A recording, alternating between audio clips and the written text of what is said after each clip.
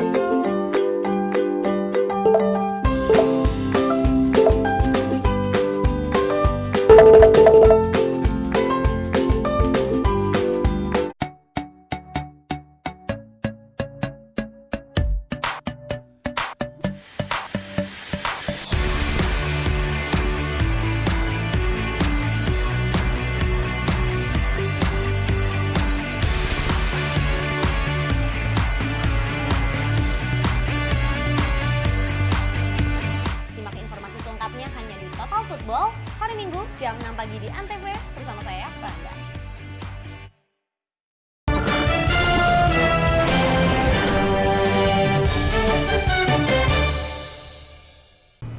Masih menemani Anda kali ini dan saya masih bersama dengan dua kepala sekolah yaitu Pak Setin juga Pak Nur di sini sebagai kepala sekolah SMP dan SMA dari Kesatuan Bangsa School Daerah Istimewa Yogyakarta. Terus tadi kita membahas banyak sekali seputaran sekolahan yang luar biasa ini ya Pak Nur sama Pak Setin. Nah, apakah ada perbedaan yang mencolok antara sekolah-sekolah yang lain dengan sekolah Kesatuan Bangsa School ini dari segi materi ataupun kurikulumnya? Nah, bagaimana? Ya, sampai saat ini sebenarnya tidak ada yang mencolok ya, karena kita juga pakai kurikulum nasional. Hanya saja memang kita perkaya dengan muatan yang lebih banyak bahasa Inggrisnya gitu, ya internasional gitu ya, gitu. Dan memang buku yang kita pakai resource-nya memang dari luar. Baik. Gitu. Berarti ada dua istilahnya pencampuran materi gitu ya Pak ya. Dari Ya. Indonesia juga ada di materi dari Ya, luar gitu ya. acuannya tetap kurikulum nasional karena memang siswanya Indonesia. Mereka juga ikut UAN, ujian nasional, kemudian juga ikut seleksi perguruan tinggi di Indonesia. Oke, berarti kalau di sini ada SMP juga SMA, begitu kan? Ya. Apakah siswa-siswa SMP dari Kesatuan Bangsa School ini juga nanti ke depannya mereka bisa langsung dapat meneruskan di SMA dari Kesatuan Bangsa School? Oh iya? Iya, langsung ya? Iya.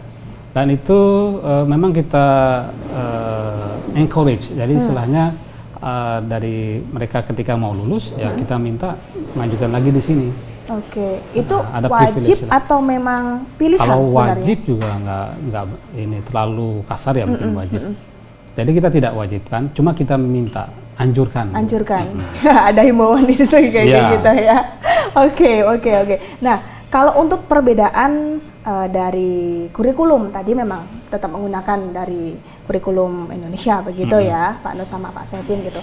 Kalau sistem belajar mengajar di kelas begitu, apakah ada diskusi khusus antara guru dengan murid? Kalau untuk di kelas, artinya kan metode mengajar ya. Kalau metode mengajar memang karena jumlah kelasnya sedikit, ya, maksudnya jumlah siswanya sedikit, otomatis perhatian guru akan lebih fokus ya ke anak-anak. Jadi memang prosesnya ada, ya, ada interaksi dua arah antara guru dan siswa. Dan itu yang memang kita inginkan, gitu. Jadi tidak hanya cuma ceramah seperti kuliah. Mereka cuma selesai, mendengarkan saja, begitu tidur, ya. gitu. Oke. Ada interaksi, ya serius tapi santai. Santai tapi tidak sampai anak-anak jadi ngantuk. Gitu. Oke, biasanya bagaimana sih Pak caranya untuk tetap menjaga istilahnya serius tapi santai antara guru dan murid?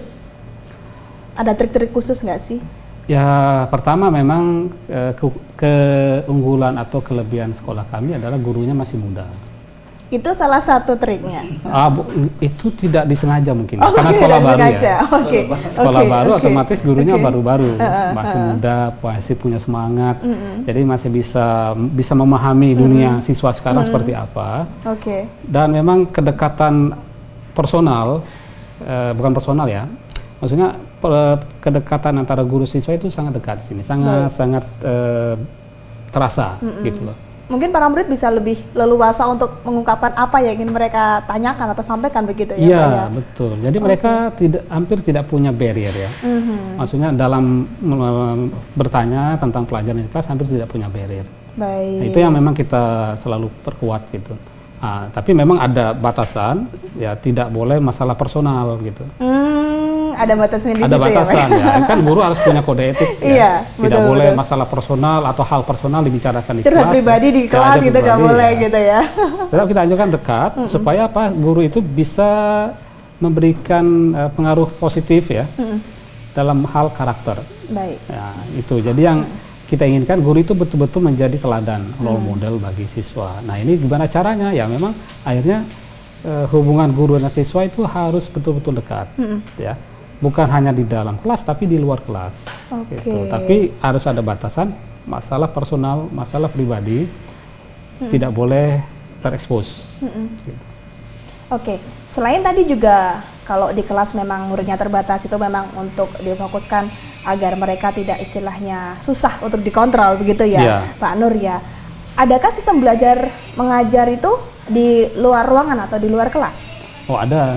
Biasanya pelajaran apa saja, Pak Nur? Ya, seperti bahasa Inggris, Mm-mm. itu mereka biasanya manfaatkan ruangan di luar ya. Seperti di taman, Baik. dan memang kadang-kadang butuh space yang besar, ya. Kalau dalam kelas kan terbatas gitu ya. Jadi anak-anak lebih bisa berinteraksi gitu. Dan mungkin ada juga beberapa pelajaran yang butuh role play.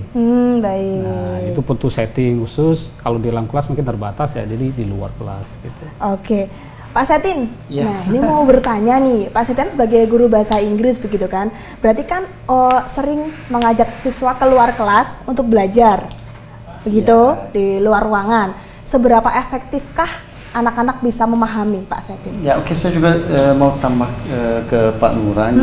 Ini ya itu di sini saya dan ada beberapa guru orang asing termasuk dari Amerika itu Ya. mereka tuh saya bisa bahasa Indonesia tapi kalau saya sama siswa-siswa saya tidak pakai bahasa Indonesia supaya mereka bisa praktek bahasa Inggris. baik, Arti baik. mereka kalau mereka ingin bicara sama saya atau ada guru sains atau guru bahasa Inggris dari Amerika, mereka harus pakai bahasa Inggris. Bahasa Inggris. Itu manfaat untuk mereka supaya mereka kenapa di sekolah-sekolah lain atau di semua sekolah siswa-siswi belajar bahasa Inggris tapi tidak ada kesempatan untuk praktek. Oke. Tapi di sini ada 7-8 orang asing, siswa-siswi harus bicara bahasa Inggris sama mereka, itu manfaat untuk mereka. Dan yang sangat menarik di sekolah ini udah Pak Nur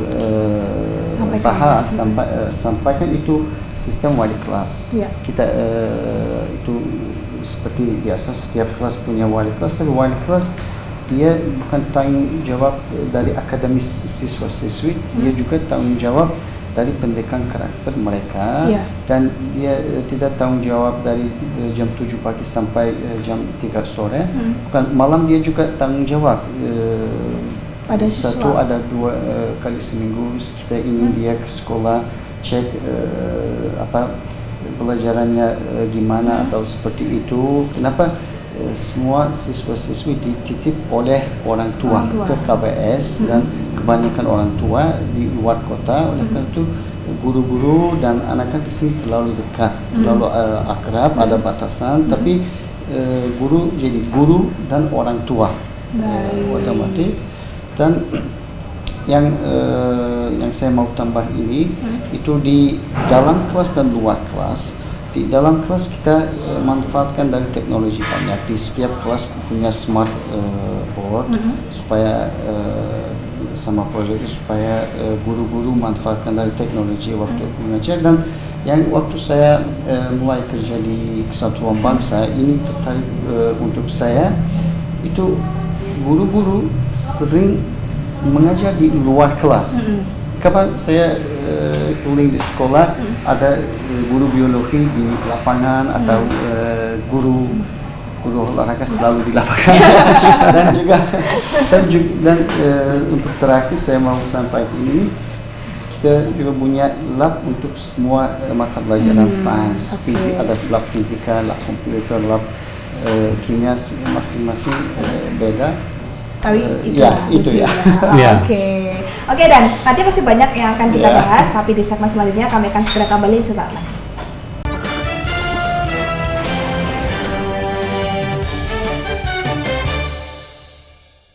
Di sini kami memberikan berita aktual dan secara langsung. Laporan langsung dan terhangat disaksikan warga dari berbagai penjuru dunia. kita punya banyak berita seru. Paling update langsung dari lokasi. Masih terus digelar oleh Polsek Kebayoran Baru. Langsung dari Simpang Gadok, Ciawi, Bogor, Jawa Barat. Dan pastinya menghibur. Masih soal hewan nih. Misalnya Selamat Malam Indonesia pengen tahu sejarahnya.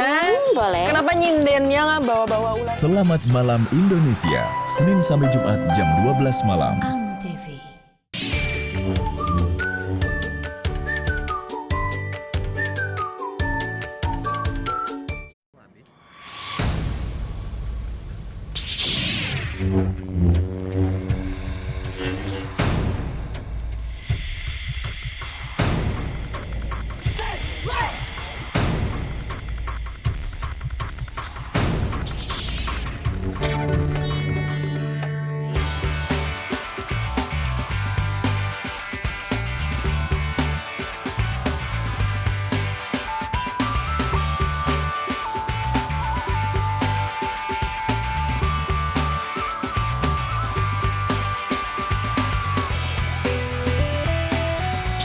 Sejak 2 Oktober 2009, batik Indonesia ditetapkan sebagai warisan kemanusiaan untuk budaya lisan dan bendawi oleh UNESCO. Beberapa